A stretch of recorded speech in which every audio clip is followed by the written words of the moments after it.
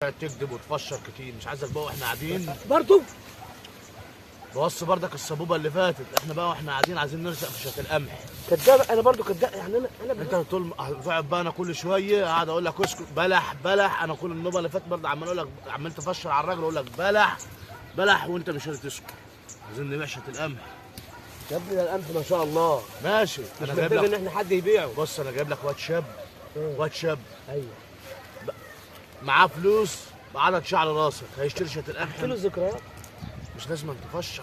شويه من الذكريات لما تلاقيني بفتح قوي قول لي عنب. يعني انا لما الاقيك بتكذب او اقول عنب قول عنب. هتعمل ايه؟ هتقول ايه؟ اقول لك عنب.